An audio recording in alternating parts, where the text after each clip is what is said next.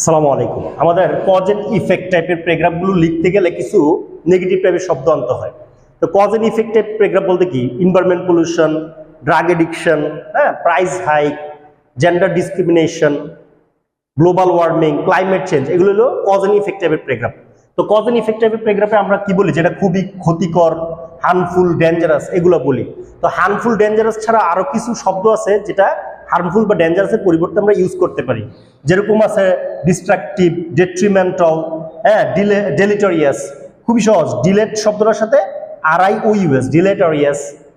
তারপরে পার্নিশাস, প্যারালাস, obnoxious, বেইনফুল, injurious, ম্যালেশাস। এইসব শব্দগুলো আমরা হার্মফুল বা ডেঞ্জারাসের পরিবর্তে আমরা কজ এন্ড ইফেক্ট টাইপের প্যারাগ্রাফে ইউজ করতে পারি। তাছাড়া আমরা কিছু ফ্রেজও ইউজ করতে পারি, এ বার্নিং কোশ্চেন বা a hard nut to crack অথবা a Gordian knot. A burning question মানে কি, যেই সমস্যাটা খুবই বিশাল, প্রকট সমস্যা। আমরা বলতে পারি যে this problem is a burning question. তো এটা একটা বড় ধরনের সমস্যা। অথবা এ হার্ড নাট, নাট মানে কি বাদাম, যে বাদামকে কি করা যায় না, ভাঙা যায় না।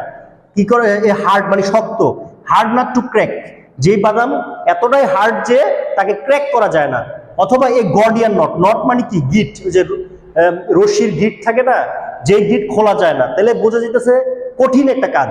তাহলে প্রকট সমস্যা, এই ফ্রেজগুলোর অর্থ আসে প্রকট সমস্যা। তো এই যে আমি কয়েকটা শব্দ বা ফ্রেজ এখানে বললাম, এগুলো আমরা কজ এন্ড ইফেক্ট টাইপের প্যারাগ্রাফে ব্যবহার করতে পারি।